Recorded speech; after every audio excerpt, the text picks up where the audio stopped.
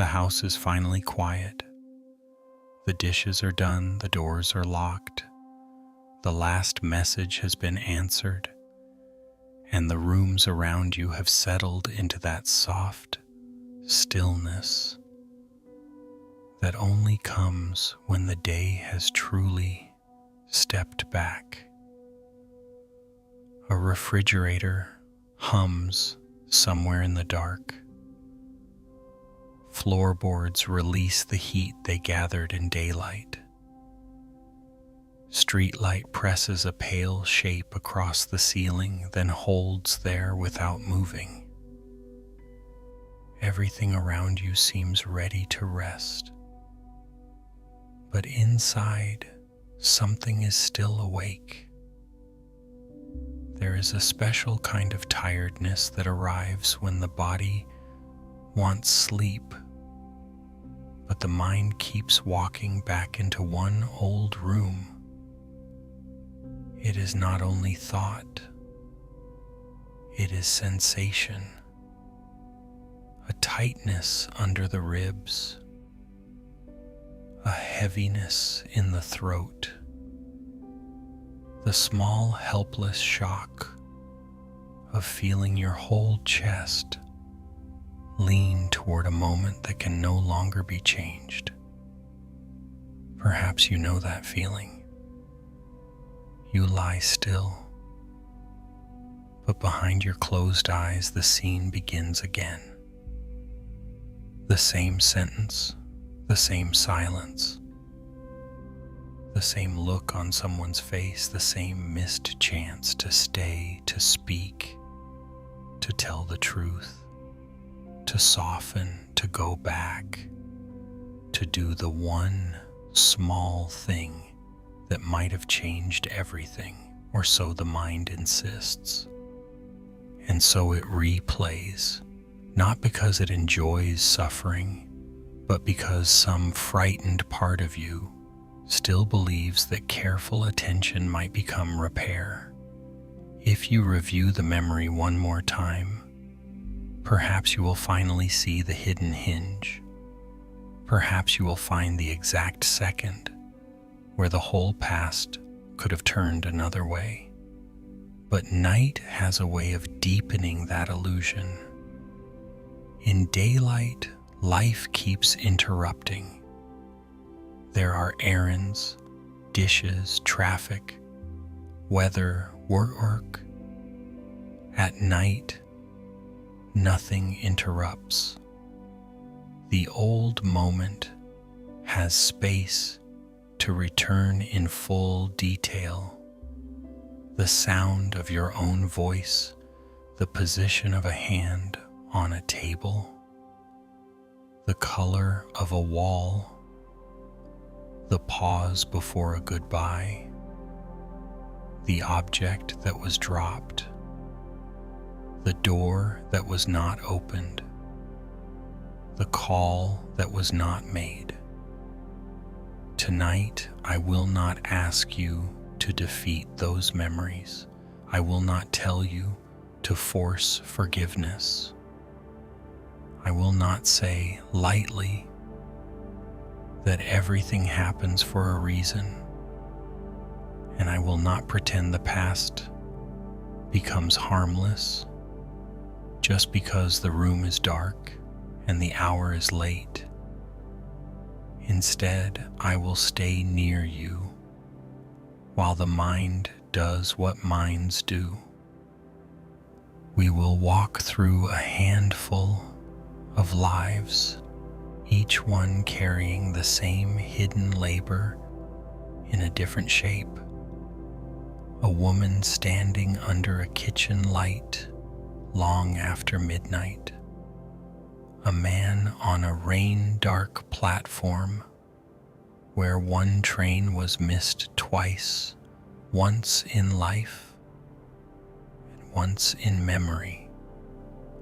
A woman in a guest room, still feeling the absence of one small ring in the palm of her hand.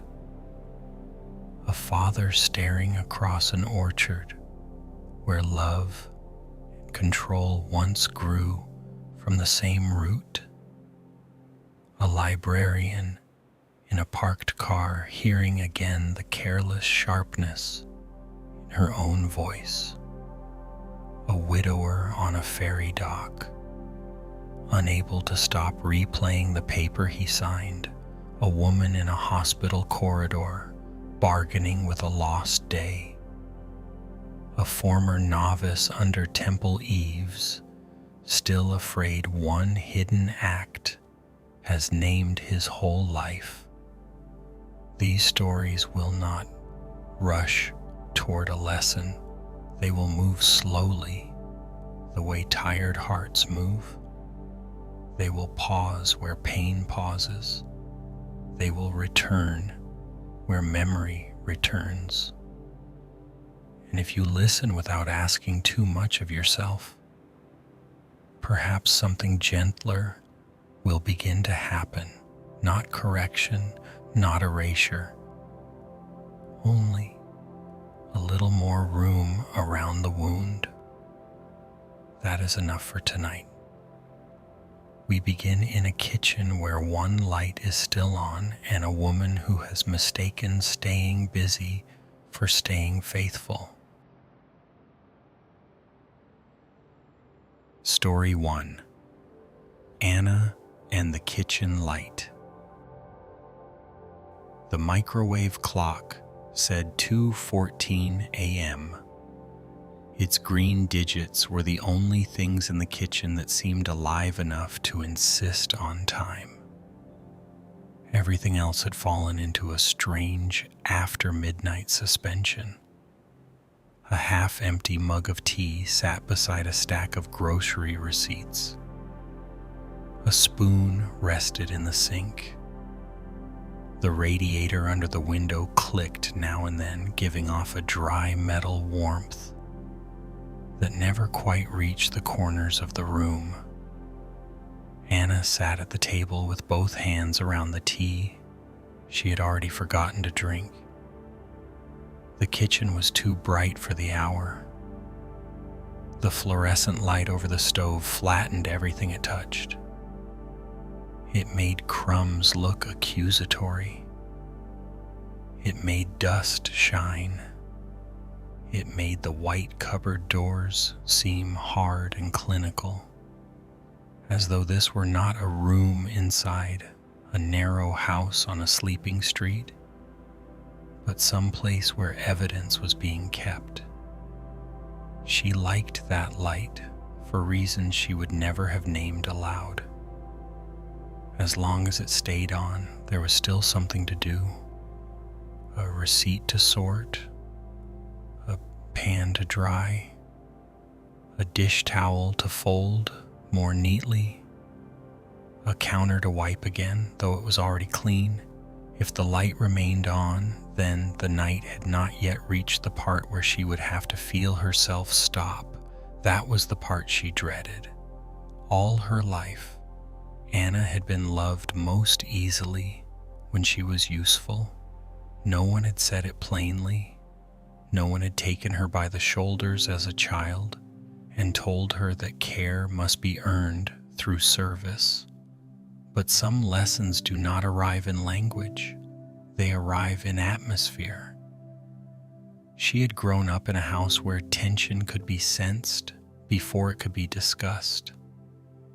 She learned early to read the sound of footsteps, the pressure in a room, the difference between her mother's tired silence and her father's disappointed one.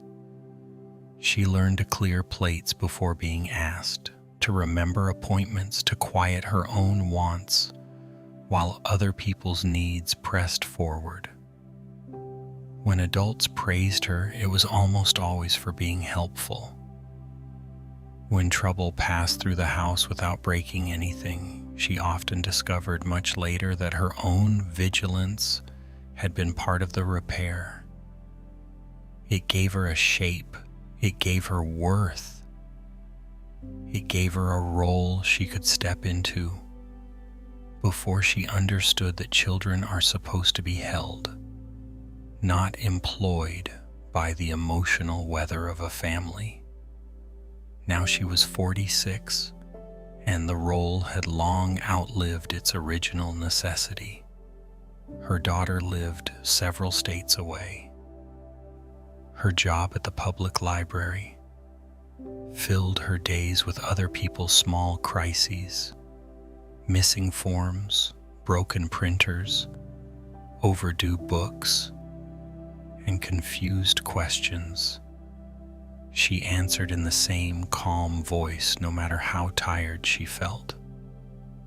Her mother had died 3 years ago after a long decline that had reduced conversation to fragments, repetition, and those drifting pauses in which the face of the person you love seems to recede from its own features. Still, every night, Anna behaved as if someone somewhere might inspect her effort.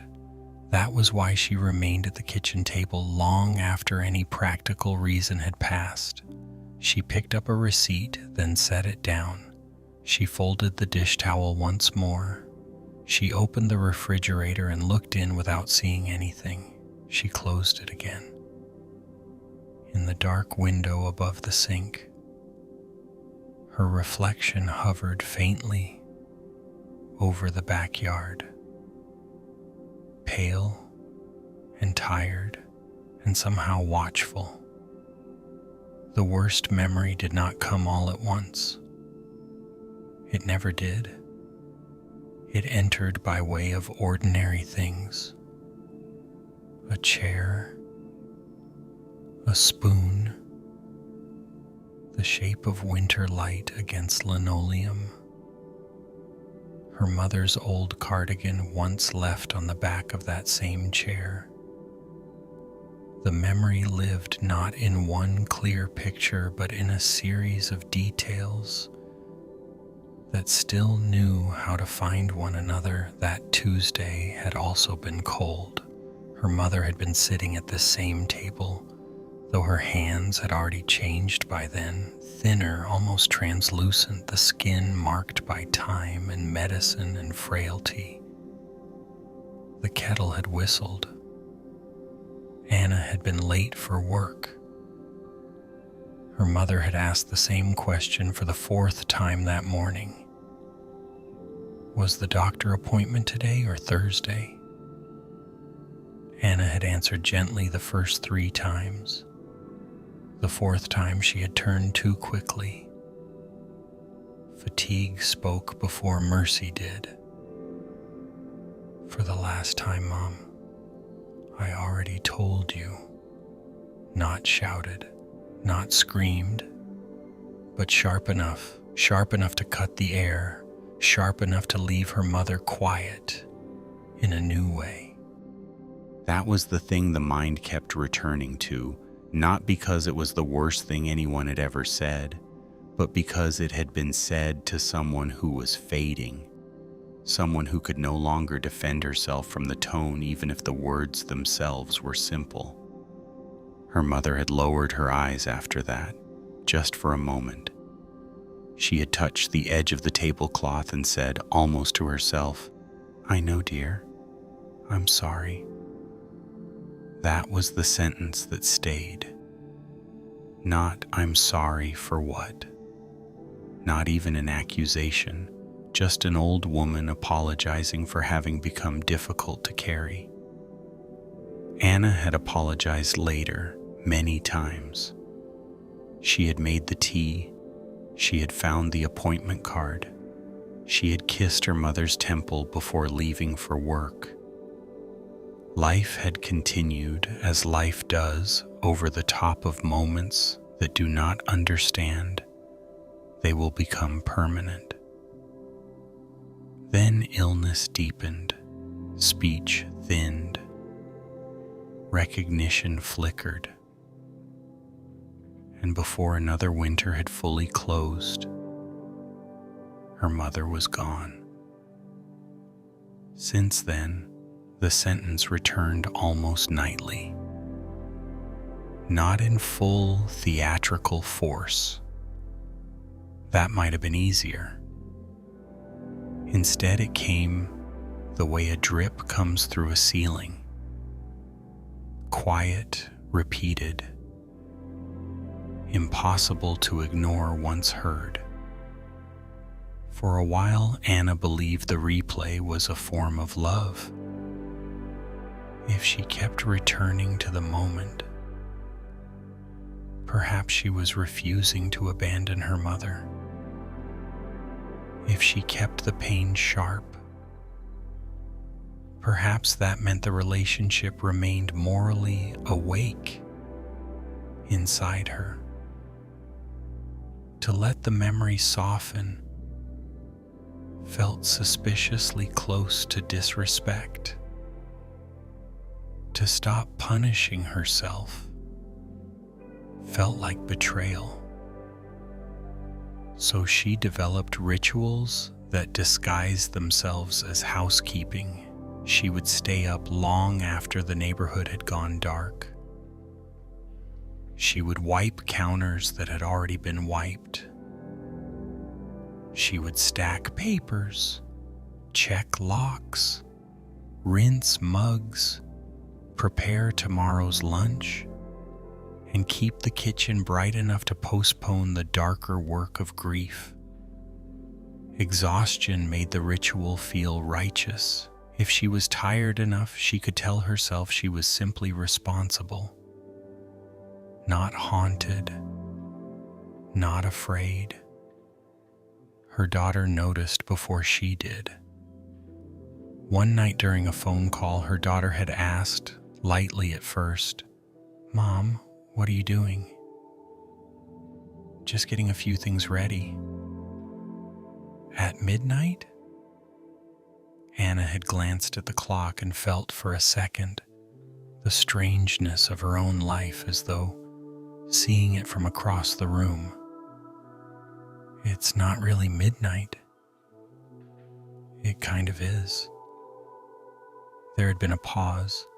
Then her daughter asked more softly, "Do you ever just stop?" Anna had said yes. But after the call, she stood at the sink with both hands flat against the counter and realized she could not remember the last evening she had stopped before running out of strength. A week later, taking the trash bins to the curb, she ran into Mrs. Bell from 2 houses down. Mrs. Bell had wrapped silver hair and the kind of face that seemed permanently arranged around patient observation. She did not pry. She simply noticed things and placed them from time to time into the world. "Your kitchen light is faithful," she said, adjusting her scarf. Anna smiled. "I keep late hours." Mrs. Bell looked toward the house, then back at her. "Or maybe the light keeps you." The remark had embarrassed Anna then. It felt too close to being seen. But afterward, while wiping an already clean stove, she heard it again. "Maybe the light keeps you." That night she did something unusual. She turned the kitchen light off while there was still a spoon in the sink. The room changed instantly. The window became a dark mirror, the moonless backyard pressed close. Upstairs, the house waited in silence. Anna stood with one hand on the wall and felt almost immediately the panic she had been avoiding. Without the light, without the tasks, without the tiny moral theater of utility, there was only the fact of being a daughter who had once been tired and unkind to a mother already slipping away. She nearly turned the light back on. Instead, she stayed there. At first it felt unbearable, then only difficult, then merely sad. She saw, not in words, but in a softer recognition, that she had spent years treating that one sharp sentence as if it were the truest thing about her love. Yet it had happened inside a much larger life. She had driven to appointments, she had cut pills in half, she had washed sheets, answered confused questions, held trembling hands, repeated herself gently 100 times for every one time she had failed. The mind had built a shrine around the failure because failure is easier to control than loss. Loss is open country. Failure is one room, one sentence, one replayed scene, one fixed point that can be visited again and again. Standing in the dark kitchen, Anna understood for the first time that she had been choosing the smaller pain because it felt more manageable than the larger one. To replay the sentence was to avoid the deeper truth, which was not only that she had once spoken sharply, but that her mother was gone, and nothing in the house could be arranged well enough to change that. She leaned against the counter and let herself cry, not quickly, not dramatically, but with the quiet exhaustion of someone who has been carrying two griefs at once and mistaking one for the other. When the tears passed, the room remained dark. The spoon was still in the sink. For the first time in years, she left it there. And when she went upstairs, the house did not accuse her. It only received her as houses receive the tired, without requiring any final proof. Story 2. Daniel at the closed train platform. The rain was thin enough to miss if you weren't paying attention. It did not fall in drops, so much as gather itself in the air and settle on every visible surface, turning the platform dark and reflective. The station lamps cast amber pools over the concrete. Water shone along the yellow line. Far down the tracks, a signal light burned red through the mist, like a patient wound. Daniel sat on a metal bench with both hands clasped between his knees. The bench was cold through his coat. The overhang above him ticked now and then as gathered water let go. A few other passengers stood at a distance indistinct behind umbrellas, each person sealed inside the small, private weather of waiting. It was a place built for departures, but at this hour it felt more like a place where unfinished thoughts came to shelter. Daniel had always disliked stations at night. They made choice too visible. A person either boarded or didn't. Doors open, doors closed. And afterward there was no dignified way to pretend time had not moved. A train platform offered no soft edges. It had the cruel simplicity of a question that expected an answer before you were ready. That was why he still came here sometimes, though he told himself he was only passing through. 10 years earlier, he had stood on the same platform with his younger brother Leo. The fight that brought them there had not been dramatic. No shouting, no broken objects, no grand declaration that one brother would be better off without the other. Their family did not do dramatic well. They specialized in tighter damage, in remarks made with level voices, in silences sharpened by intimacy. Leo had been leaving for another city, not forever, but far enough. He had taken a job Daniel privately considered reckless. Daniel, who had learned to confuse caution with maturity, spoke to him all afternoon in the clipped tone of someone who believed he was being reasonable while quietly trying to win. "You always do this," he had said in the car. "Do what?" "Jump first, think later." Leo stared out the window. "It's a job, Dan, not a cliff. It's unstable. So is staying in a life you hate." That should have been the place where Daniel softened. It should have been the sentence he heard properly. But there are moments when pride reaches the mouth before love can get there. "If you hate everything so much," Daniel said, "maybe the problem isn't the life." He remembered the silence after that with perfect clarity. Leo did not slam the car door when they arrived. He did not fire back with equal force. He only stood on the platform with his bag at his feet and looked tired in a way Daniel had never really understood until years later. A train pulled in, the doors opened. People moved around them. The station gave them cover, but not enough. Leo said, "You don't have to approve of me, but you don't get to talk to me like that." Daniel, already ashamed, and therefore even more rigid, crossed his arms. "Then don't make me say true things." It was a terrible sentence.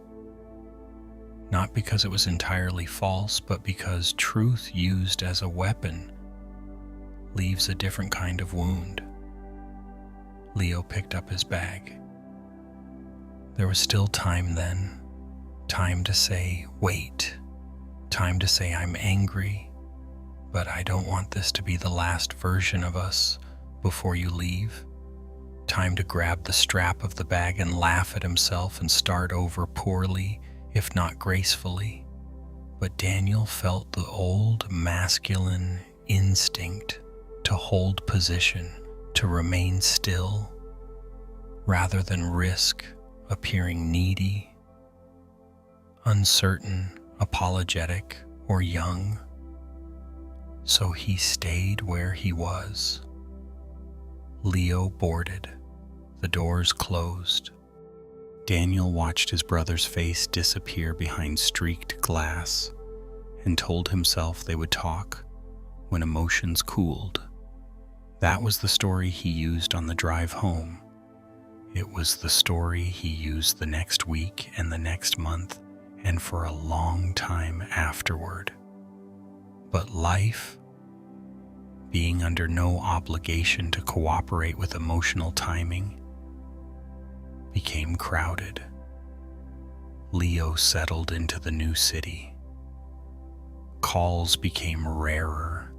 Messages turned practical. Holidays required negotiation. Their father became ill. Daniel became busy. Each brother waited in his own way for the other to reopen something that had never been properly closed.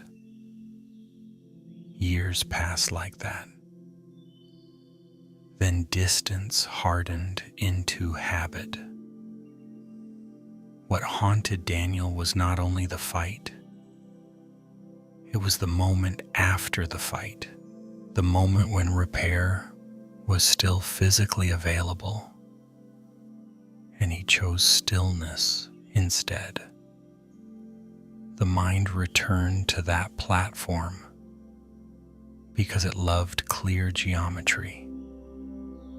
One brother on the bench, one brother at the doors, one choice left alive for 12 or 15 seconds, and then gone. Some regrets are built from what was done. His was built from what was not. At night, the scene replayed with insulting precision. The yellow line, the mist on Leo's coat, the way the train doors breathed before closing. Daniel would lie in bed and perform tiny revisions to his own body. In one version, he stepped forward sooner. In another, he reached out and touched Leo's sleeve. In another, he said, "Don't go like this." In yet another, he said nothing. Wise at all, only his brother's name, which might have been enough. Each imagined revision carried beneath it the same impossible wish that one altered gesture might ripple outward and repair a decade. The replay intensified after their father died. Grief, once set loose, has a way of unsealing older chambers. At the funeral reception, Daniel found himself across the room from Leo, both of them holding paper cups of coffee that had already gone lukewarm. They spoke politely. They discussed travel, paperwork, flowers, weather, the practical architecture of a father's death. But under every sentence lived the knowledge that something simpler had been forfeited long ago. That night, Daniel did not sleep. He lay staring at the ceiling and realized that the platform memory had become his private ritual of punishment. He returned to it not only because he missed his brother, but because it was one place where blame could still be perfectly organized. On the platform, he knew exactly who had failed. Real life was murkier. Both brothers had withdrawn. Both had waited. Both had built adult schedules around unhealed pride. But the mind prefers one clean point of origin. It likes a scene with weather and lighting and doors. It likes a location that can be revisited, as though remorse were a train you might someday catch after all. Months later, standing in line for coffee before work, Daniel saw a man in front of him place a hand on his younger brother's shoulder while laughing at something small. The gesture was casual, almost nothing. Yet Daniel felt grief move through him with such force he had to step out of line. That evening, he found Leo's number and stared at it for a long time. Calling felt strange, almost theatrical. Too late in one sense, too early in another. He nearly put the phone down. Then he thought of the platform again, and for once, he did not imagine a better past. He only recognized a pattern. There he was again, paused at the edge of one small discomfort while life waited for an answer. So he called. Leo answered on the fourth ring. The conversation that followed was not miraculous. It did not undo 10 years. There were long pauses. There was stiffness. There was one point where Daniel almost retreated into joking, but he stayed. "I've been replaying that day," he said finally. Leo exhaled. "Me too."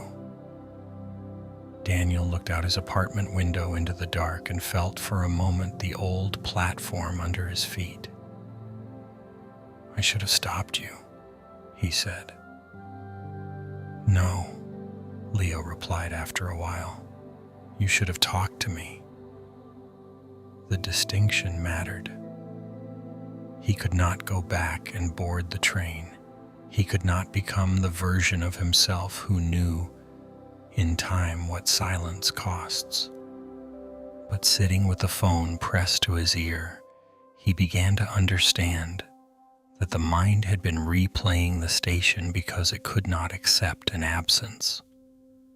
It preferred to imagine one decisive missed act rather than admit how many smaller hesitations followed. Some mistakes are not collisions, they are vacancies. A hand not lifted, a call not made, a sentence withheld until the heart grows used to not hearing it. When the call ended, nothing was fully healed, but the platform had changed. It was no longer the place where everything ended. It had become at last only the place where one form of cowardice had been clearly revealed. That was painful, but smaller than the myth he had built around it. The rain continued outside his window. Daniel sat in the dark a while longer, letting the night hold him without judgment, and understood that memory had been asking him the same question for years.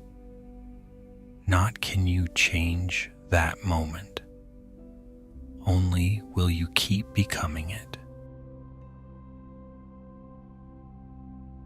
Story 3: Claire and the Borrowed Ring. The guest room at the Old Willow Inn smelled faintly of lavender, old wood, and rain-soaked curtains. Claire had loved that smell as a girl. It seemed then like the smell of refinement, of adults who knew where heirlooms belonged and how to fold linen properly and how to carry delicate things without breaking them. Now, at 58, seated beside the window while evening thickened over the courtyard, she found the room less comforting than exacting. The rain outside had not yet committed itself to a storm. It hovered in the air, silvering the glass, blurring the outlines of the oak trees beyond the wall. A droplet gathered at the top of the window pane, trembled, caught briefly on an old groove, then slid down to join another. Claire watched it without moving. On the lace-covered bedside table sat an untouched cup of tea and a jewelry pouch she no longer used. That was enough. The mind was already turning. She could still call up the weight of the ring in her palm. Not because it had been large or gaudy. Quite the opposite. It was a slim gold band set with a pale blue stone, understated enough to disappear unless light found it. Her grandmother had worn it for years without ceremony. As a child, Claire used to sit near the parlor window and watch the stone flash softly whenever her grandmother lifted a teacup or turned a page. When she was 22, home for a cousin's wedding, her grandmother loaned it to her for the weekend. Only because you'll understand how to wear a quiet thing, she had said with a smile. Claire remembered the warmth that moved through her then. It was not vanity exactly. It was the feeling of being trusted with something that carried lineage, taste, and affection all at once. The ring seemed to say she had entered the world of women who were considered careful. That mattered more to her than she admitted. Claire had always lived with the fear of being less composed than she appeared. She moved gracefully, spoke gently, dressed well enough, and learned young how to create the impression of steadiness. But under that steadiness lived a private panic about disappointing people who valued elegance, order, and control. The wedding day had been hot. The air by the coast sat heavy on the skin. She remembered the scent of sea salt and roses collapsing in the heat. She remembered pinning up her hair in the little mirror above the vanity and sliding the ring onto her finger with the careful delight of someone stepping briefly into borrowed ancestry. At some point during the long afternoon, the ring vanished. She did not know precisely when. That uncertainty was part of the torment. Had it slipped free while she washed her hands in the powder room? Had it fallen into the grass near the tents? Had she removed it while helping in the kitchen and set it down on a windowsill? The mind searched every possibility, lighting each one from within, but none of them gave her the exact instant of loss. She discovered it gone just before dusk. One moment she was smoothing her dress. The next she looked down and saw only her own bare hand, pale and suddenly foolish. A cold current moved through her body so quickly it made the room tilt. She searched in silence at first. Then, with increasing desperation, bathroom floor, corridor rug, garden path, folded napkins, sink drain, bedroom drawer, the hem of her dress. She searched with the frantic discretion of a person trying to prevent panic from becoming public. When she could not find it, she had a choice. She could go downstairs, tell her grandmother immediately, and let the truth arrive while it was still warm and human. Or she could protect herself for one more hour. Fear chose for her. When her grandmother later asked, in an easy tone, whether she had already put the ring away, Claire heard herself answer, "Yes, it's upstairs. I didn't want to risk losing it." That was the true fracture, not the loss itself. The lie. The ring may have been lost by accident. The lie was chosen with full consciousness. At the time, it felt almost practical. She needed time to keep looking. She did not want to ruin the evening. She told herself she would confess as soon as she had exhausted every possibility. But secrecy changes the shape of time. Once the lie enters, each delayed confession gathers weight from the last. By morning, the house was full of departures, luggage, goodbyes, weather talk, forgotten shawls, stacked plates. Claire searched again in private and found nothing. Her grandmother asked once more whether the ring had been packed safely. Claire said yes again. She could still see her grandmother nodding, satisfied. That nod had become unbearable in memory. Weeks later, after inventing one postponement after another, Claire finally told a softened version of the truth. She said the ring had been misplaced after the wedding and only recently discovered missing. Even then, she edited the story, trimming away the worst part, which was not carelessness, but concealment. Her grandmother did not react as Claire had feared. There was sadness, yes, a long quiet, a look of private pain she tried gently to hide. But there was no cruelty, no theatrical disappointment, no declaration that trust had been broken beyond repair, which made the whole thing worse. Mercy gives the guilty mind nothing solid to push against. If her grandmother had raged, Claire might have felt proportion return to the world.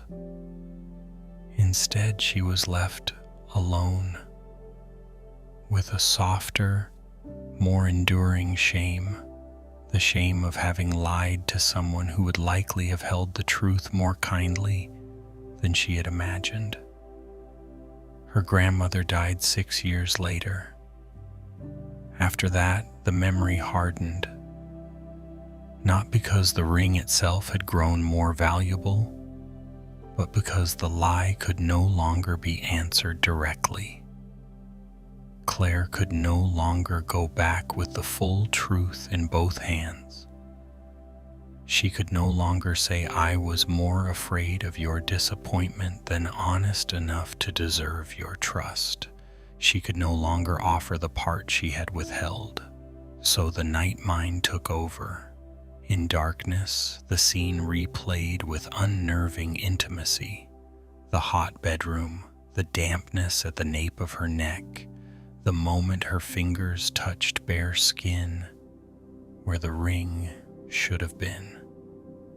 The instant she chose appearance over confession.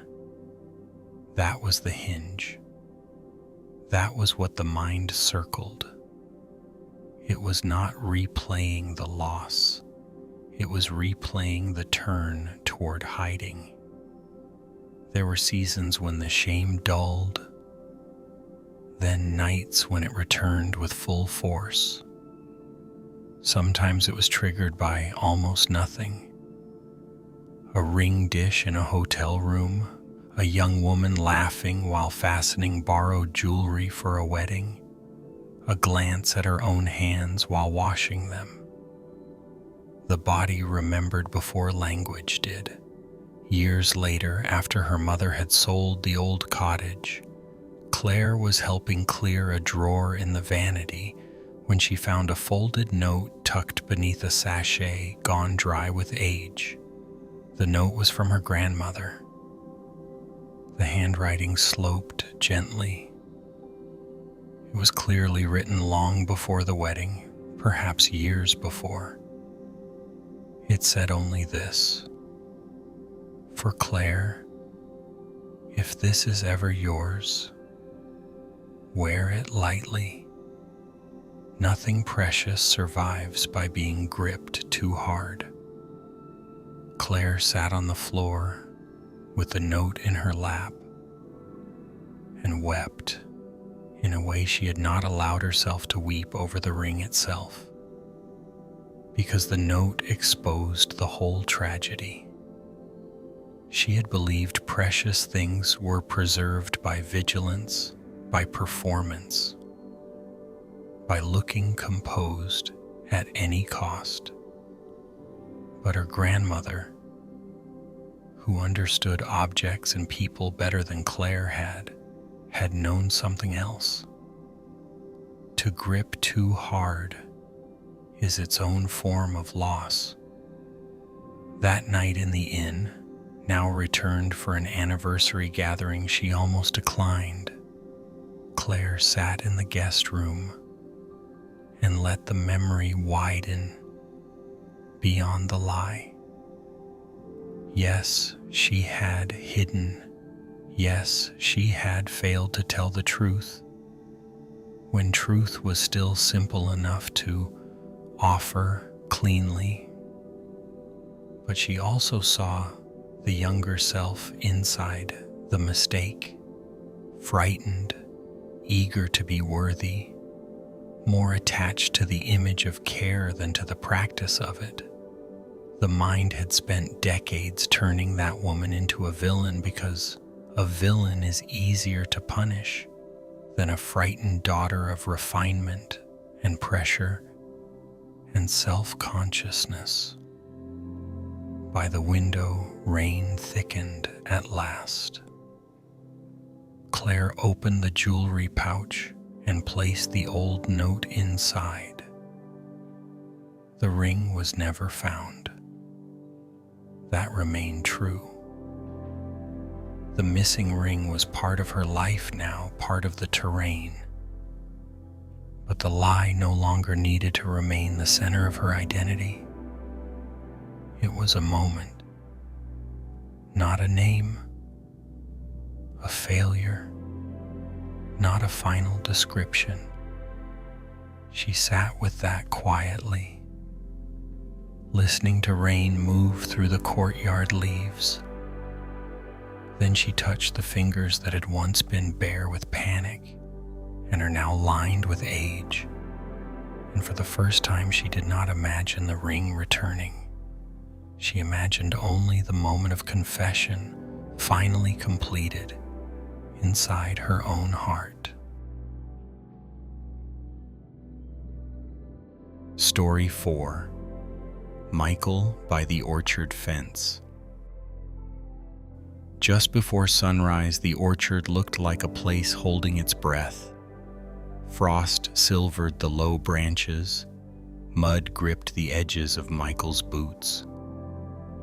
The air was cold enough to sting the inside of his nose, carrying the mixed scents of wet bark, cedar, and earth that had not yet given itself back to spring. Beyond the first row of trees, mist lay thin over the field, and every sound was sharper for the stillness around it. Michael stood with one hand on the fence post at the north edge of the property. The wood was rough under his palm, worn by weather and years of grip. He had stood there in one mood or another for most of his adult life, checking growth, checking damage, checking labor, checking whether the land continued to justify the cost of loving it. This morning he was checking nothing. He was only remembering. His son had once known these rows as if they were extensions of his own body. Leo knew which trees fruited early, which patch of ground held water longest after rain, which fence wire needed tightening, which ladder wobbled. As a child, he ran the lanes between trees with that loose, heedless speed boys have before work enters the legs and teaches them economy. Michael used to watch him and feel a proud certainty settle in his chest. The farm would remain. The boy would inherit not just land, but continuity. A man's labor, a grandfather's labor, a family's weathered persistence would pass forward into younger hands, and the whole rough story would hold together. He loved his son. That much was always true. The problem was that he loved him in the grammar he himself had been taught. Steadiness meant sacrifice, guidance meant correction, preparation meant pressure. Tenderness, if it appeared at all, arrived disguised as practical instruction. Michael did not know another language well enough to trust it. When Leo was 19, he began to draw in a notebook he carried everywhere: designs, maps, plant studies, machinery, buildings, odd combinations of all four. He spoke once or twice carefully about wanting to study landscape design in the city. Michael heard it as threat before he heard it as longing. The city was elsewhere. Elsewhere meant risk, waste, influence, abandonment. Elsewhere meant a life Michael had not chosen and therefore could not interpret except through suspicion. He told himself he was protecting the boy from fantasy. One warm afternoon, Leo sat on the tailgate of the old truck with the notebook open on one knee, while bees moved lazily through the clover nearby. Michael came from the machine shed, wiping grease from his hands with a rag that had long ago become more oil than cloth. "What are you doing?" he asked. "Sketching." "You finished the irrigation check?" "In a minute." Michael looked at the page, then at the field behind them. "You can sketch after the work's done." Leo shut the notebook, not hard, but with the quick defensive care of someone used to protecting a small private flame. "I did most of it." Most isn't finished. There were 1,000 ways that exchange could have remained small, but Michael kept going. That was one of the memories the orchard returned to him most often. Not because it was the loudest conflict, but because he could hear in his own voice the confidence of a man who believed love gave him the right to narrow another person's future.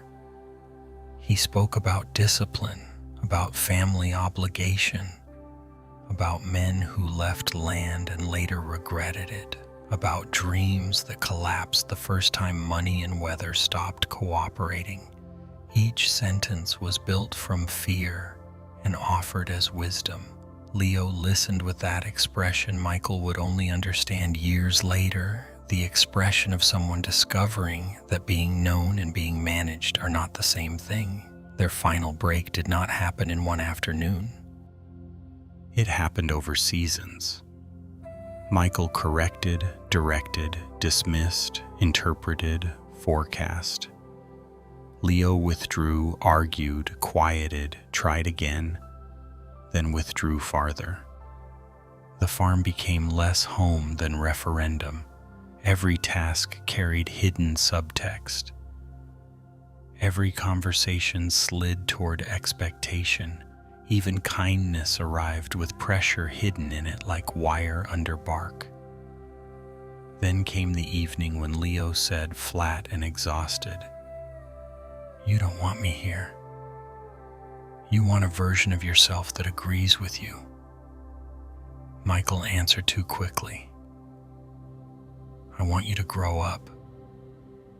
What he meant, though he did not know it, was, "I want the world not to take you where I can't follow."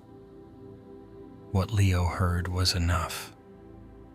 He left for the city before summer ended. There was no dramatic expulsion, no slammed gate, only boxes, a truck, a few practical words, and the sight of the road lifting dust behind the tires, while Michael stood with his hands at his sides, angry mainly because fear had nowhere dignified to go. The years after that taught him strange humiliations. The farm continued without collapsing, which meant his son's absence could not be blamed on necessity alone. Photographs arrived occasionally through Leo's mother, or through social media Michael claimed not to care about. Gardens, public spaces, drawings turned into real places people walked through. His son had made a life from the very thing Michael treated as softness. At night, Michael replayed particular scenes, not all of them. The mind chose certain ones and held them in frost. The tailgate, the notebook, the sentence about growing up, the way Leo's shoulders changed over time in his presence, tightening before Michael even spoke. The orchard gave him these memories because the orchard had been the stage on which he translated love into control and then mistook obedience for closeness. For years he defended himself. Internally, I provided, I stayed, I taught him real things, all true. But truth can sit beside failure without canceling it. A father may love deeply and still force that love into a shape that bruises. Michael had spent too long imagining regret as an accusation against his devotion, when in fact it was an accusation against its method. One spring morning, after a night of bad sleep and old arguments replaying in harsh loops, he found one of Leo's early sketches in a drawer of invoices and seed catalogs. It was a drawing of the orchard itself, but not as Michael had ever seen it. Paths curved between trees. Benches appeared near the irrigation pond. Wildflowers softened the edges of functional space. It was still the farm, still rooted in the same land, but it had been imagined as a place people might rest inside, not merely labor through. Michael sat at the desk with the paper trembling lightly in his hand. He saw then what he had refused to see before. Leo had not wanted to leave the land. He had wanted to speak to it differently. That hurt more than the simpler story. It meant the son had offered a bridge, and the father, mistaking it for rebellion, had burned it himself. The next time Leo visited, months later, they walked the perimeter fence in careful quiet. Michael felt the old habits rise in him, the urge to comment first on practical things, to stay in the weather and avoid the heart. But he had grown tired of listening to his own replayed justifications. At the north post, he stopped. "I thought I was teaching you how to stay," he said. Leo looked across the rows instead of at him. "And I taught you how to leave." The sentence settled between them without theatrics. Leo did not rush to comfort him. He did not say it was all fine now. But after a while he nodded once, as if recognizing that something at least had finally been named in the language it required. The frost melted slowly that morning. Michael stood by the fence and watched drops gather at the tips of branches before falling one by one into the dark soil below. He understood then that regret had been repeating these scenes not only to punish him, but to show him the real shape of his mistake. It was not that he had loved the farm more than his son.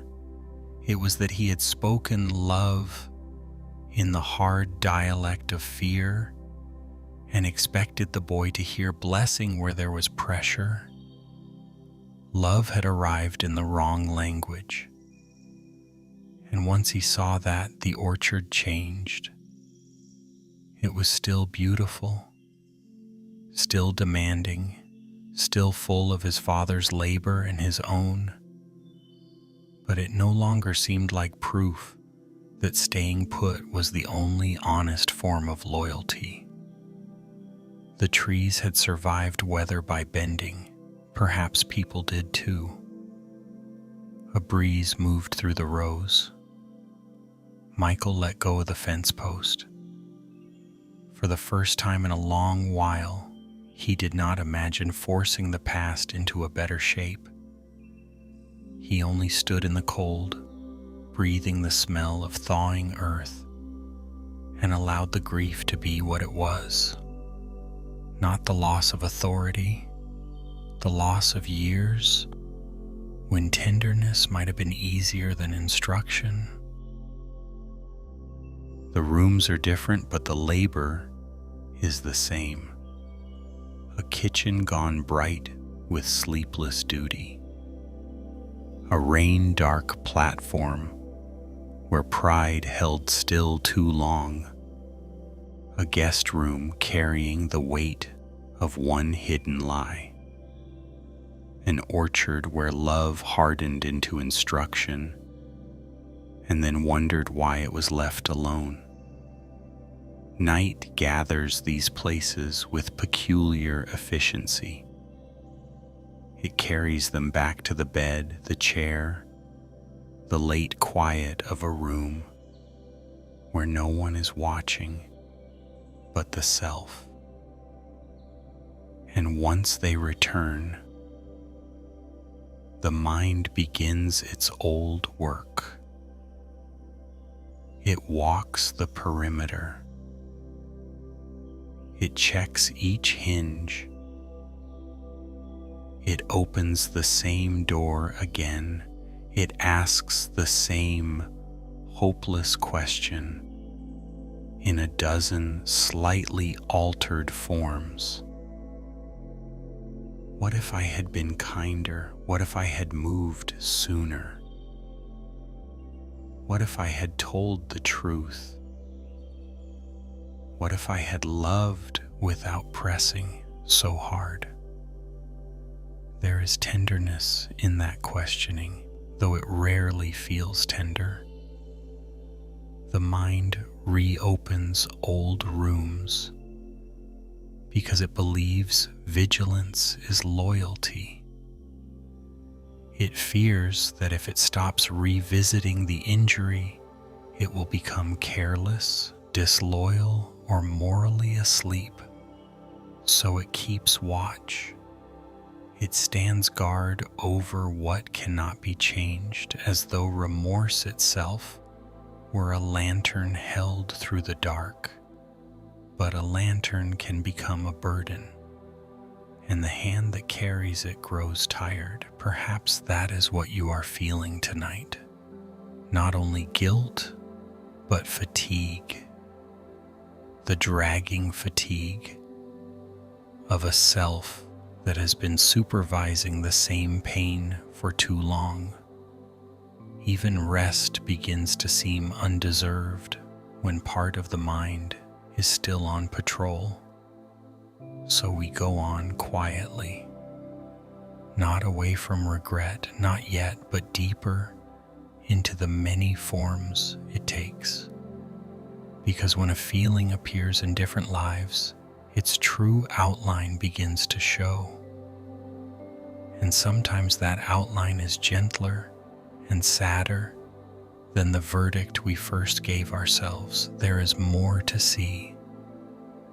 A parked car outside a library in the rain, a ferry dock smelling of rope and wet wood, a hospital corridor where resentment and grief arrive too close together, temple eaves holding the last drops of evening. We move there now. Story 5. Ruth and the Library. Return slot. By late October, the rain no longer fell cleanly. It lingered. It darkened brick, softened edges, and turned every patch of pavement outside the municipal library into a dim, reflective sheet. Ruth sat in her car with the engine idling, hands fixed on the steering wheel, while the wipers dragged slow arcs across the windshield. The return slot, painted dark green and beaded with water, stood under a street lamp like a patient witness. She had come to drop off 2 books she had finished and 1 she had not. Instead, she sat there 20 minutes without moving. Age had not made Ruth sentimental. If anything, it had stripped her. She no longer wasted much time on the fiction that she had always been kind simply because she had always been competent. Competence and kindness had traveled alongside each other in her life, often enough to be mistaken for the same virtue. But they were not twins. She knew that now. The library had once been her kingdom of quiet order. Not a glamorous kingdom, but a reassuring one. Shelves labeled correctly, forms filled out properly, books returned on time, voices lowered, questions answered with efficiency. She believed, perhaps too strongly, in the moral value of keeping things in place. Disorder made her uneasy. Hesitation annoyed her. She thought of herself as fair because she applied rules evenly. Then there was Leo. He was 19 or 20 when she first noticed him, though noticed was not quite right because he had the kind of presence people easily overlooked. He moved through the stacks with his shoulders slightly drawn in as if apologizing for taking up room. He read for long stretches at a corner table. He returned books carefully. When spoken to, he answered politely and too softly. Shy people often stirred impatience in Ruth then. Not because they had wronged her, but because their hesitations forced her to feel around the edges of another person's fragility, and she preferred cleaner interactions than that. She did not understand yet how often briskness is only another form of vanity. The memory that returned to her most often was embarrassingly small. A Thursday afternoon, rainy though not as dark as tonight. A class of students had come through the library after school, carrying backpacks damp at the seams, leaving footprints across the entry tiles. Leo was among them, standing at the desk with 3 books and 1 late fine on his account. He patted his pockets, then checked his worn wallet twice, then looked up and said with visible discomfort, "I think I'm short. Could I come back tomorrow?" It should have been nothing, a simple yes, a nod, an easy human allowance. But Ruth had been tired. The printer had jammed twice. A woman in records had been sharp with her. 2 children were whispering loudly near the magazines. She was already carrying the day like a tray too full for grace. So when Leo spoke, she answered in the bright, clipped tone that used to make her feel efficient. "Well, that's how fines work. They don't disappear because tomorrow sounds nicer." A few students nearby laughed, not cruelly, not loudly, but enough. That was the moment. Leo's face changed, only slightly. A flush rose under the skin. His shoulders drew in another inch. He nodded once and said, "Right, sorry."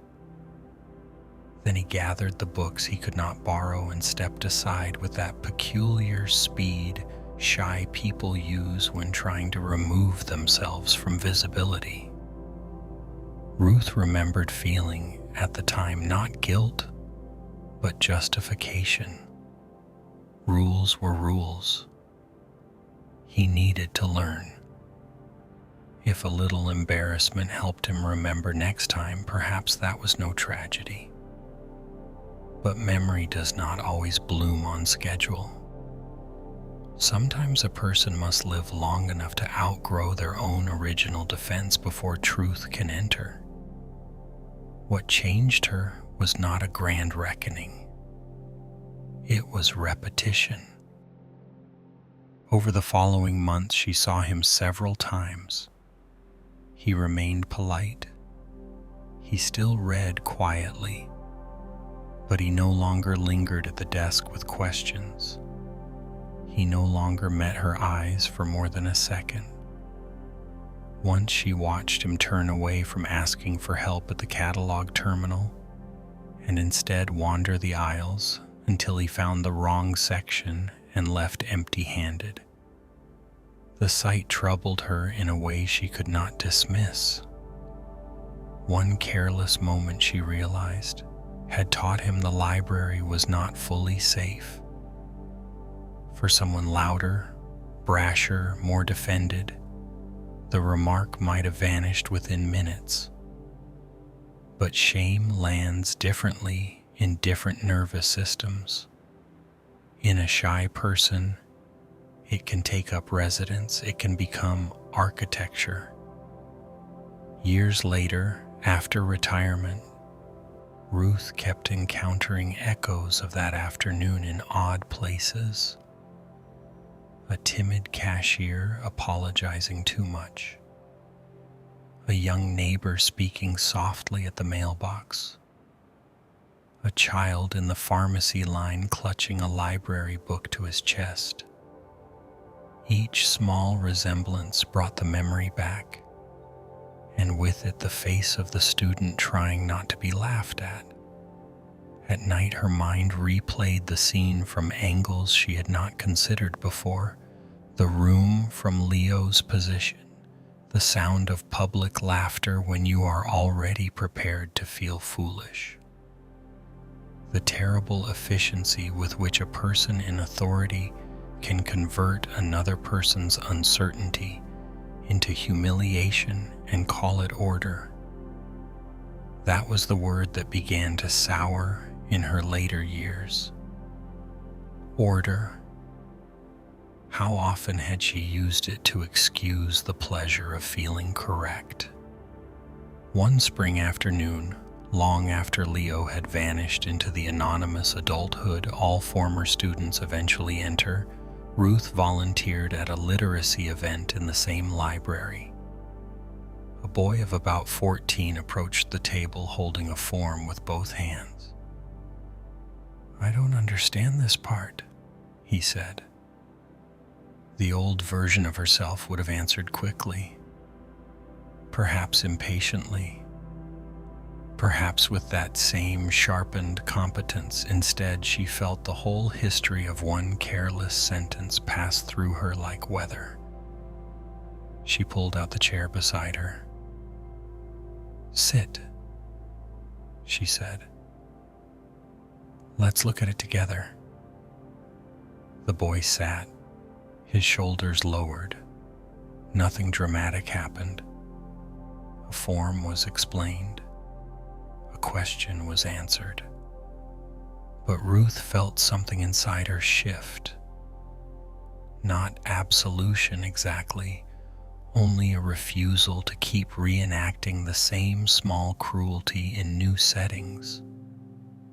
Tonight, in the parked car, rain ticking softly on the roof, she understood why the return slot had pulled the memory back so strongly. It was a mouth in the dark, a place where people put back what they could not keep. If only remorse worked that way. If only you could slide one sentence through metal and hear it land somewhere out of reach. But the mind does not discard so easily. It holds. It reviews. It asks not only what was said, but who was made smaller so that the speaker could feel briefly larger. Ruth opened the car door at last. Cold, damp air entered at once. She carried the books to the slot and fed them through one by one. Each landed with a padded thud. When the last one was gone, she kept her hand resting on the metal flap. "I'm sorry," she said into the rain, though no one was there to hear it. And because the apology could not reach its original destination, it spread wider inside her, not toward self-forgiveness exactly, toward accuracy. She had not ruined a life. She did not need the vanity of imagining herself that powerful, but she had wounded a young person in a place where gentleness would have cost her almost nothing. That was enough. That was the truth the mind had been trying to hold in view. One careless moment can become a private courtroom. Yet even in a courtroom, one honest admission changes the air. Ruth closed the slot, stood for a moment under the wet glow of the lamp, then walked back to her car through the fine, steady rain. The mistake remained, but it no longer needed to be defended, and that made it lighter to carry. Story 6. Thomas on the Ferry dock. At the river mouth, evening dampness settled into everything. Rope smelled darker there. Wood held moisture longer. Even clothing seemed to absorb the air until it sat heavier on the body. Thomas stood at the end of the ferry dock with his boots on the worn planks and listened to the low complaint of water against pilings below. Some smells belong to grief more faithfully than photographs do. For him, it was hemp rope, old cedar, diesel, and river silt. Those smells belonged to the Mary Ann. She had not been an impressive boat to anyone outside the family. A small working vessel painted blue years ago and repainted badly more than once after that. Her hull bore scars from weather and use. Her deck pitched harder than comfort allowed when tide and wind disagreed. But Sarah loved her with the practical intimacy reserved for things that have accompanied real seasons of life. Thomas loved her too, though perhaps less purely. To him, she was also debt, repair, maintenance, weather risk, and the fragile arithmetic of staying afloat in more ways than one. After Sarah died, the boat changed. Or perhaps he did. Grief entered every object and altered its weight. The Mary Ann was no longer only wood and paint and labor. She became repository, witness, accusation. Her coiled lines still bore Sarah's touch in his mind. Her cabin still carried traces of the citrus soap she used. The oilskins hanging by the door retained for a long time the shape of absence. Then came the bad year, engine trouble, a weak season, unexpected medical bills from the months before Sarah's death. Two debts called in close together. The numbers stopped being abstract and began to press against daily life. Thomas lay awake at night, performing calculations that never softened by morning. People imagine betrayal as a dramatic act. Often it begins as arithmetic. The offer came through a man he knew from upriver, someone looking for a modest vessel he could patch and use commercially. The price was not generous, but it would stop the immediate bleeding. Thomas refused at first. Then he reconsidered. Then he refused again. Then he walked the dock at night while the river moved under him like a long, unreadable sentence. Sarah had once said, half joking and half not, "If anything happens to me, don't let some fool turn her into scrap or profit." She was leaning against the cabin then, wind flattening her hair against her cheek. And he had answered, "Nothing's happening to you." That was marriage. Tenderness mixed with superstition. But she had said it. And he remembered. The sale happened on a dry afternoon with too much sun for so grim a task. Papers on a desk. Signatures, coffee gone cold. The buyer cheerful, in the way of men who do not yet know how much another person is losing. Thomas remembered the pen feeling slippery in his hand. He remembered more than anything the instant after the last signature, when the papers were technically complete but still lying between them. There was a second then, perhaps less, in which he felt the whole thing float outside himself, as though he might yet refuse reality simply by not standing up. Then he stood. And that was that. Practical necessity defended him for a while. You had no choice. Sarah is gone. Debt is real. Sentiment does not pay bills. All of that was true. But truth again did not close the wound. Night made sure of that. At night, Thomas replayed the signature not because he doubted the financial logic, but because the sale had become the scene where survival and betrayal touched each other so closely he could no longer separate them cleanly. He imagined smaller revisions. One more month. One more call for help. One more humiliating loan request. One more season of trying. In some versions, he sold his truck first. In others, he downsized the apartment sooner.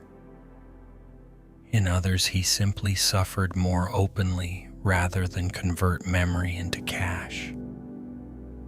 The mind is ruthless with the past because it spends no actual money there. It can afford every alternative. What it could not afford, it seemed, was uncertainty about moral identity. So it kept staging the sale as a verdict. Did necessity excuse him? Did love make it worse? Did Sarah's death remove the promise or intensify it? Was he practical or faithless? The dock became the theater where all these questions stood, under the same dim lights, and refused to leave.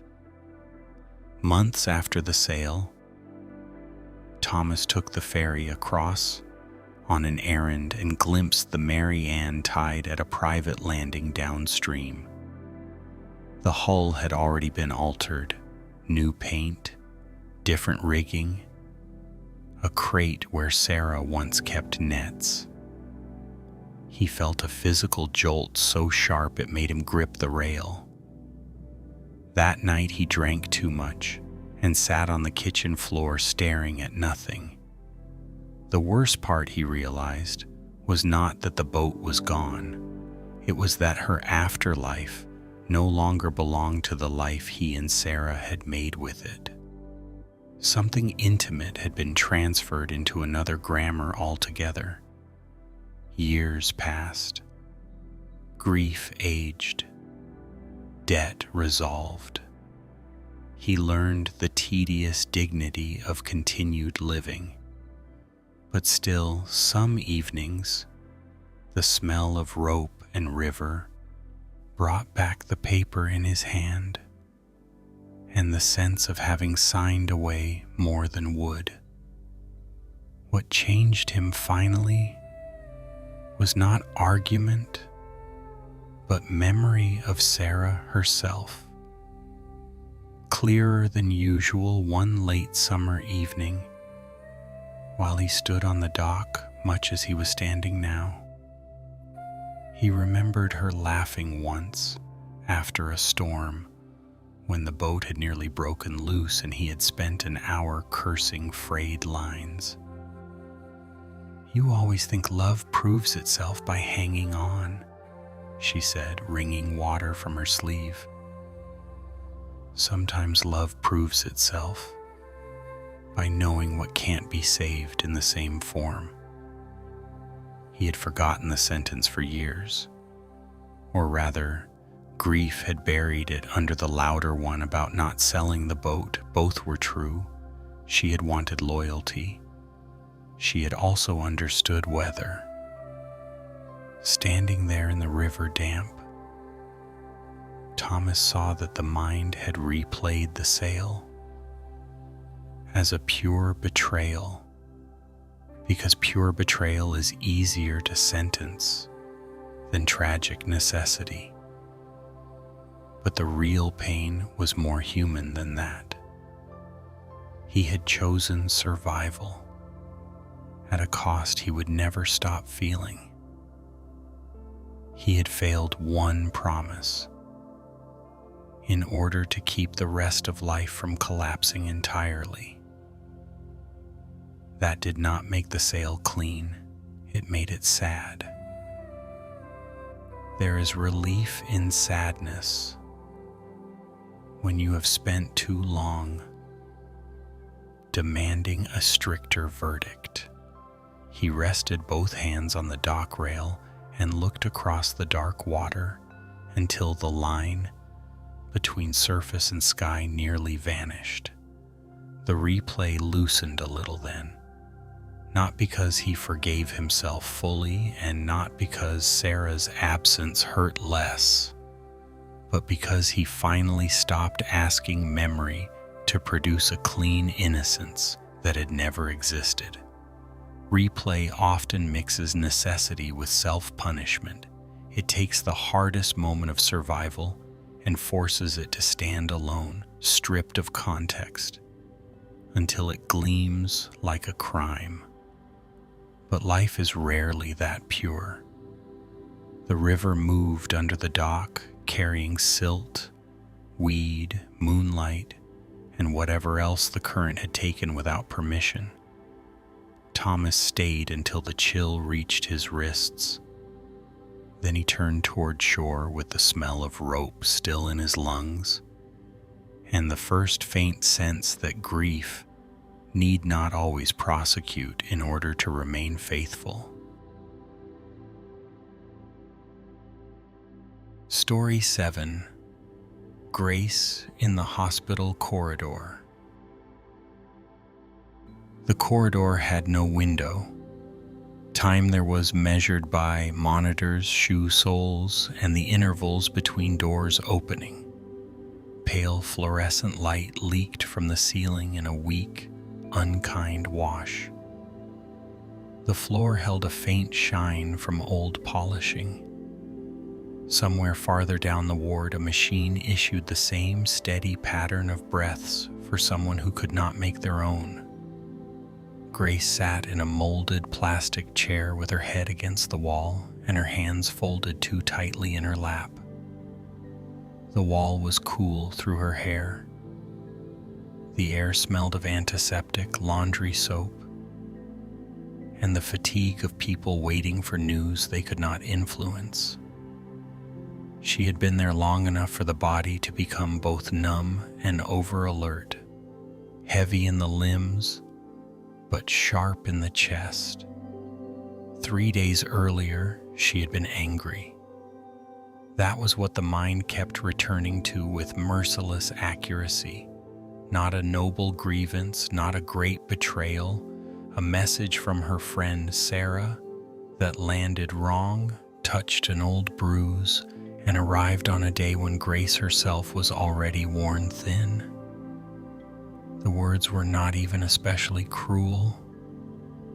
A thoughtless dismissal, perhaps. A tone too breezy for something Grace had shared vulnerably.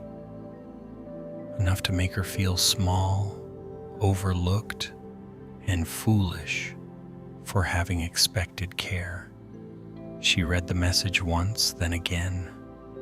Anger gathered quickly because hurt often prefers sharper clothing. By afternoon, she had decided she would not call back. Let Sarah wonder. Let silence carry what explanation apparently could not. Grace told herself she was setting a boundary, honoring herself, refusing another round of being the one who reached first. It all sounded principled in the privacy of resentment. Then came the call, not from Sarah, from a mutual friend. Shortness of breath, hospital, tests, sudden concern. Could you come? The mind, when shocked, performs its own kind of violence. Grace felt her anger collapse so quickly it seemed to leave bruises. All at once, the unanswered message transformed from statement into stain. The day split in two, before the call and after it. She arrived at the hospital too late to erase those hours, and too early to know what they would cost. That was the unbearable region where regret does its most exhausting work. If Sarah recovered fully, perhaps the delay would remain only ugly.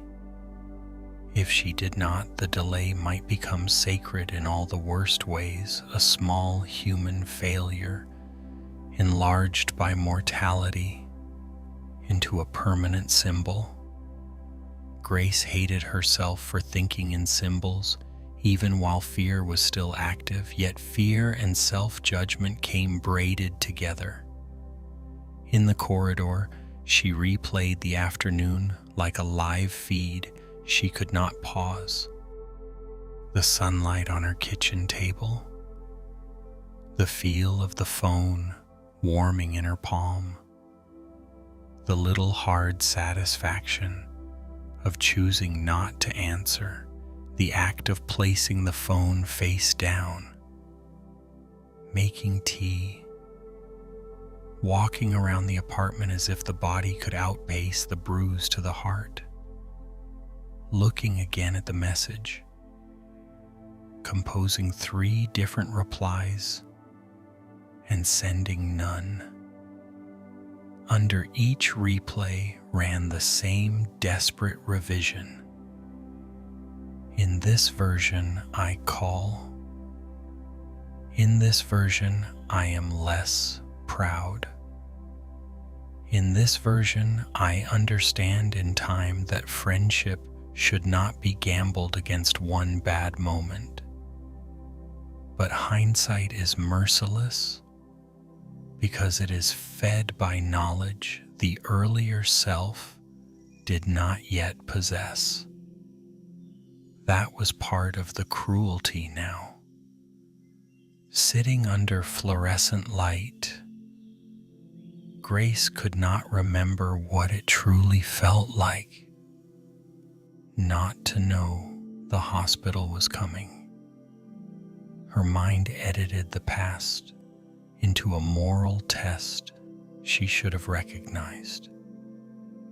It replaced ordinary uncertainty with false omniscience. That is one of remorse's oldest tricks. It goes back and installs warning signs that were not visible at the time. Hours passed. A doctor entered. A nurse left.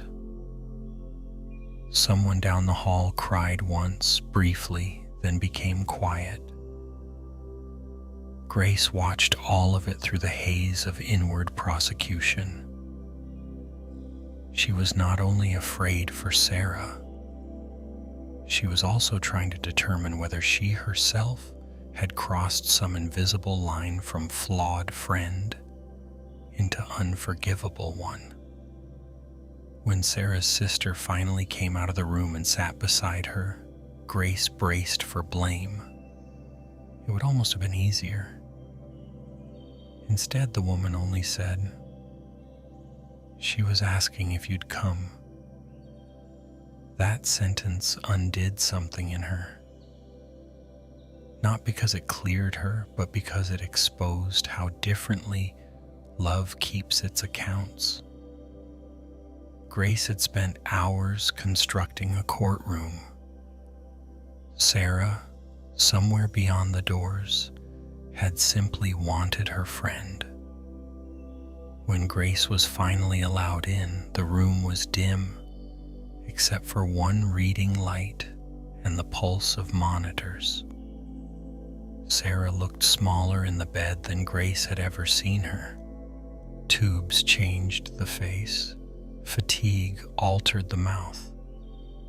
But when Sarah opened her eyes and saw her, the expression was not accusation. It was relief. Grace sat and took her hand carefully, as if touching something breakable that had once been ordinary. "I should have called," Grace whispered. Sarah's fingers tightened weakly around hers. "I should have written better," Sarah said after a while. They were both crying by then, not dramatically, just with the raw exhaustion that comes when fear strips all cleverness from a relationship and leaves only truth. Later, after Sarah stabilized and the long, immediate danger passed, Grace still replayed the lost day. But the memory changed shape. The question was no longer, "Why didn't you know this was urgent?" The question became, "Why does pride so easily disguise itself as dignity when the heart is hurt?" That was harder and more useful, because she did not need to become a fortune teller to become kinder. She only needed to recognize how quickly injury had convinced her that withholding herself was strength. Remorse had been editing the past into prophecy. What she actually needed was honesty. She had been angry. She had wanted Sarah to feel absence. She had delayed because punishment can feel righteous when we are wounded. None of that made her monstrous. It made her human in an ugly, recognizable way. The hospital corridor taught her something she could not have learned from replay alone. A lost day is terrible enough. It does not need embellishment. By the time dawn thinned the sky, somewhere beyond the unseen walls, Grace was still tired, still ashamed, still shaken. But she was no longer arguing with a fictional version of the afternoon. She was sitting beside the real one.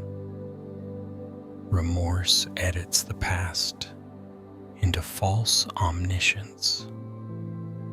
Love, if it survives, asks for something humbler. Only that we tell the truth about who we were when we failed, and do not use hindsight to turn sorrow into vanity.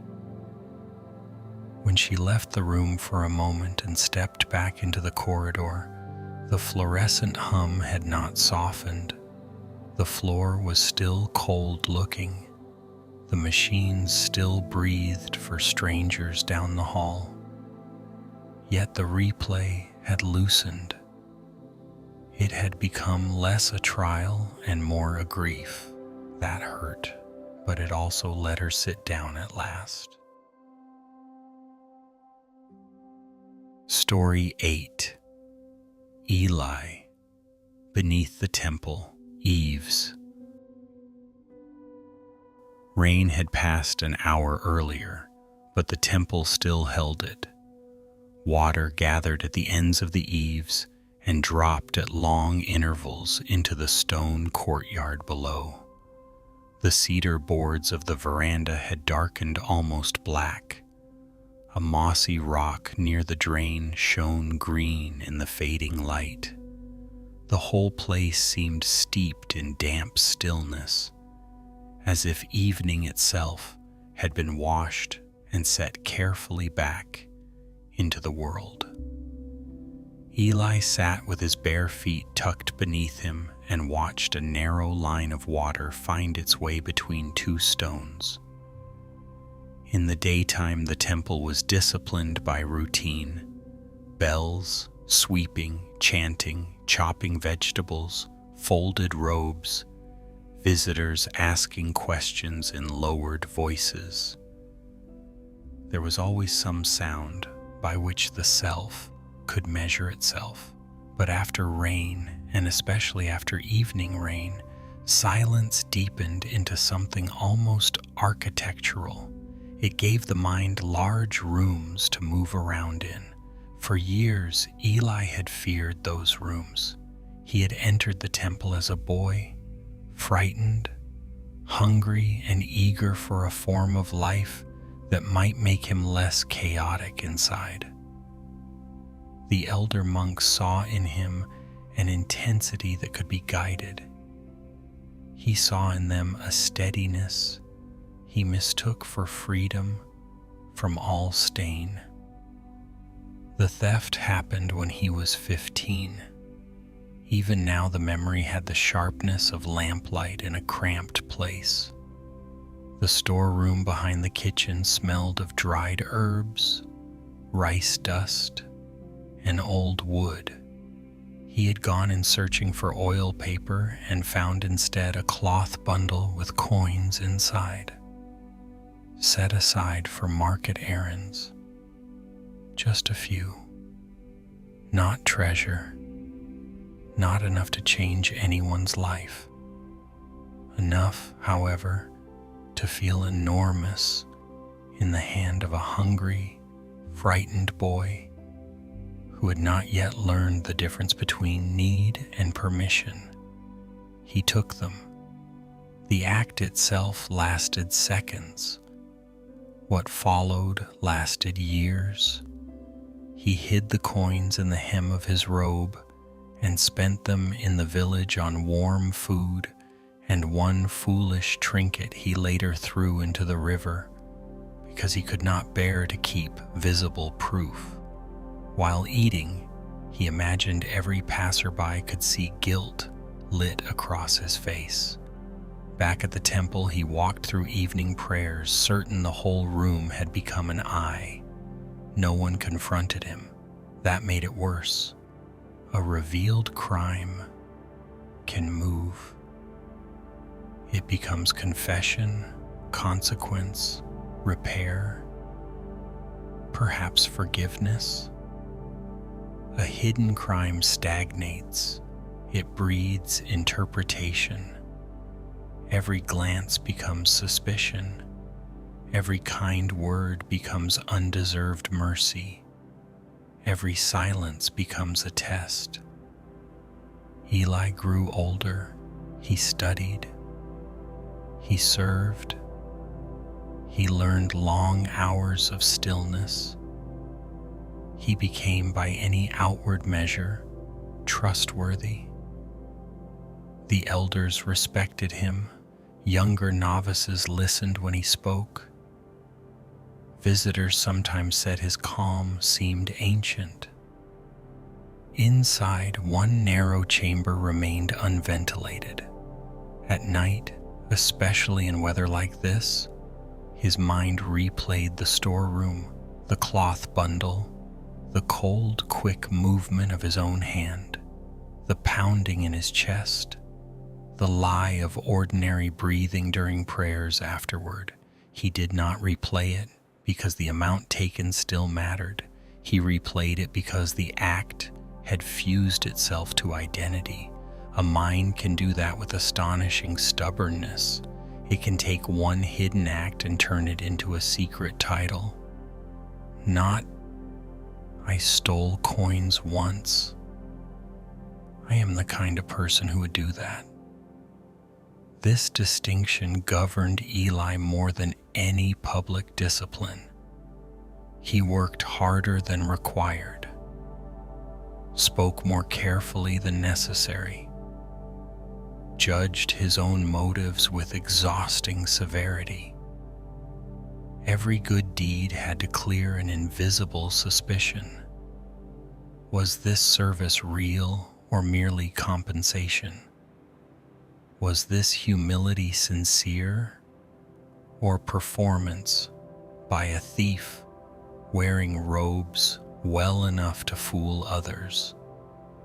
The theft had become not memory but lens. One winter, many years later, a young novice confessed to Eli that he had lied about breaking a bowl. The boy was shaking as if awaiting expulsion. Eli listened, then asked gently, "Why did you lie?" "I was afraid that if they saw I'd done one bad thing, they'd see what I'm really like." The sentence passed through Eli like a blade wrapped in cloth, because there it was, perfectly named.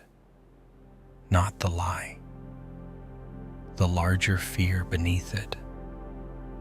That one act, once seen, would reveal an entire hidden self. Eli did not expose the boy. He walked with him to the kitchen steward. He stayed while the truth was told. The bowl was mourned for one moment, then swept away in practical kindness, far less dramatic than the novice had imagined. The boy cried afterward from relief more than shame. That night under the eaves, Eli sat for a long time, listening to drops fall from the roof. He began at last to suspect that he had spent half his life giving one moment a jurisdiction it did not deserve. The theft had been real, it had been wrong. It had arisen from hunger, fear, youth, secrecy, and the old human panic that need justifies concealment when dignity feels too fragile to ask plainly. It said something about who he had been then. It did not say everything about who he was now. But the mind prefers absolutes, because absolutes are easier to organize than growth. Growth is messy.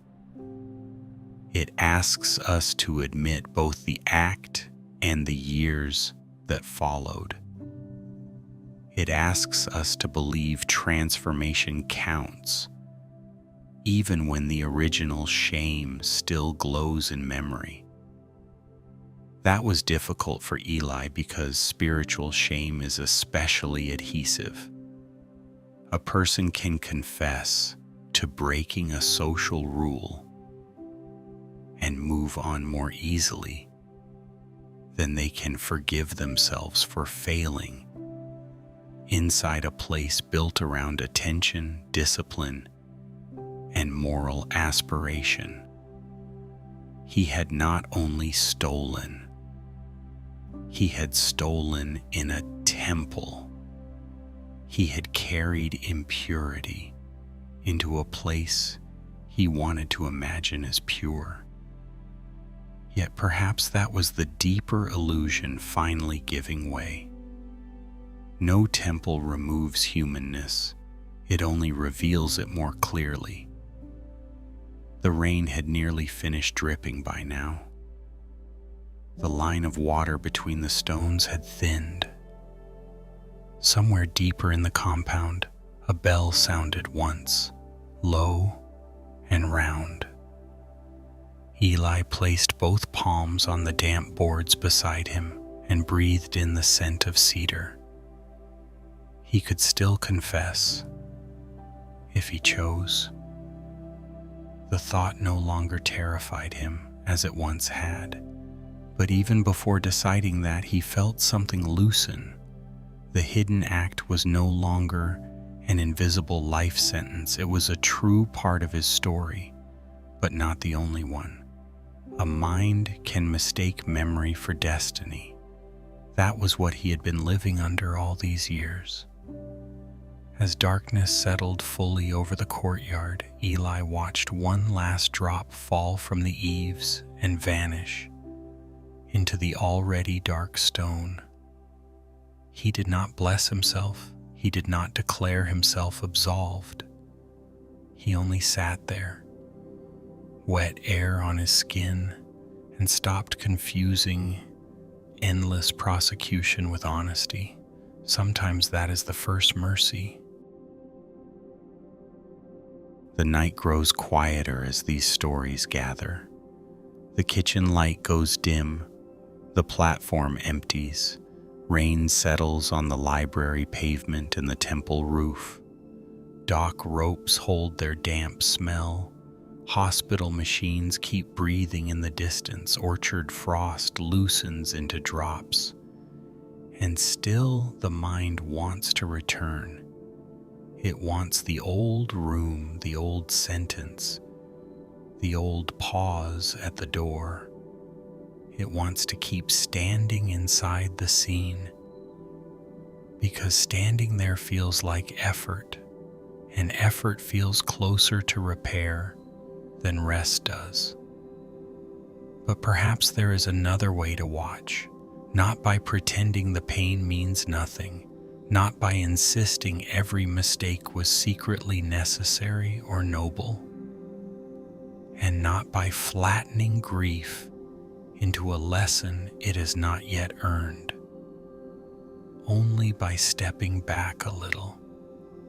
Imagine for a moment that you are no longer trapped inside the memory, performing your part again. Imagine you are seated a short distance away on a bench in soft evening light. You can still see the person you were. You can see the fear in them, the pride, the fatigue, the hunger, the old wound that made the wrong choice feel for 1 second like the only one. You can see the harm too. Nothing is hidden, nothing is excused, but you are no longer pressing your face against the glass. You are witnessing, and witnessing is different from prosecution.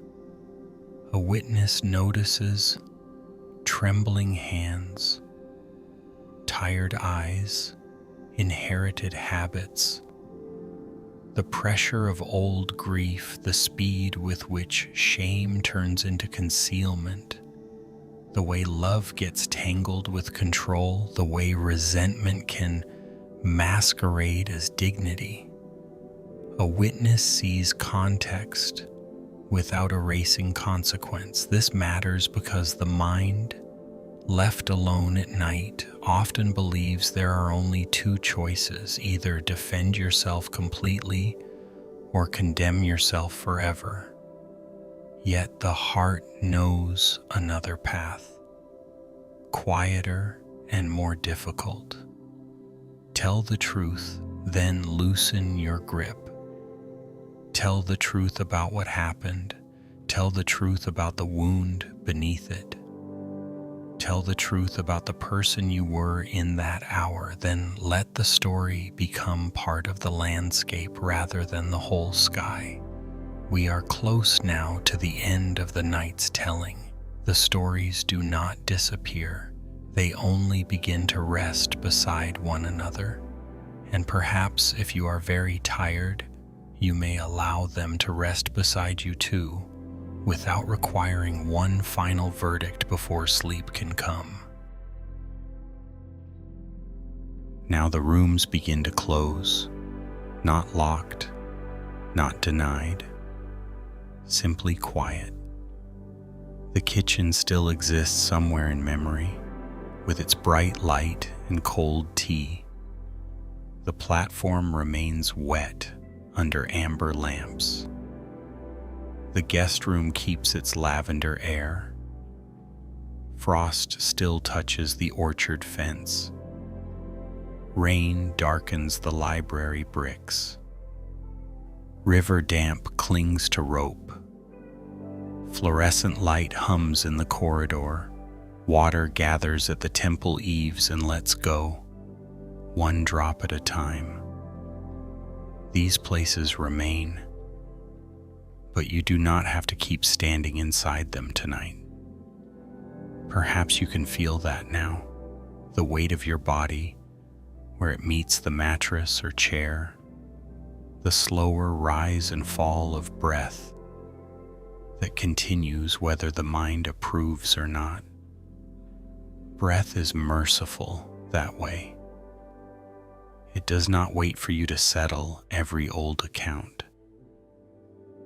It does not demand that memory become tidy before it carries you forward. The mind replays old mistakes because it longs for repair. That longing is not contemptible. It is only tired. It wants to go back because something in you still cares about the person who was hurt, the truth that was bent, the chance that was missed, the love that arrived in the wrong form. Replay is often love after it has lost its proper direction. It keeps circling because it does not know where else to lay itself down. So tonight, if you can, do not order the mind to stop. Only give it less work. You do not need to improve the scene before sleeping. You do not need to identify the perfect alternative sentence. You do not need to decide whether you have suffered enough to deserve rest. The past is not waiting for one final inspection. It is already where it is. And you, though still carrying it, are here. Here in this breathing body, here in this room, here at the edge of sleep, where the day's last defenses grow thin and even. Sorrow begins to soften at the edges. Imagine the stories setting themselves down one by one. Anna leaves the spoon in the sink and turns off the light. Daniel lets the platform recede into rain. Claire closes the jewelry pouch around the note and not the missing ring. Michael loosens his hand from the fence post. Ruth lets the metal flap fall shut. Thomas turns from the dock toward shore. Grace sits beside the hospital bed without arguing with the lost day. Eli watches the last drop fall and vanish into stone. Let them go where night takes all tired things, not into erasure, but into dimmer distance. You are not required to become innocent before you sleep. You are only asked to become still enough to stop reopening the wound for a few hours. That is not betrayal. It is mercy. And mercy sometimes begins in the smallest possible way. A shoulder unclenching, a jaw loosening, a breath no longer held for judgment. If the memory returns tomorrow, it returns tomorrow. You do not have to finish it tonight. Tonight, let the room hold what you cannot finish. Let the dark keep watch for a while. Let the body be only a body, tired and deserving of its own weight against the bed.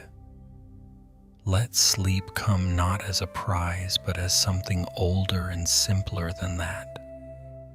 Like rain settling on a roof, like a lamp going out in another room, like the last ripple smoothing itself across dark water.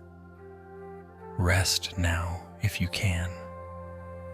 Nothing more is required before morning. Good night.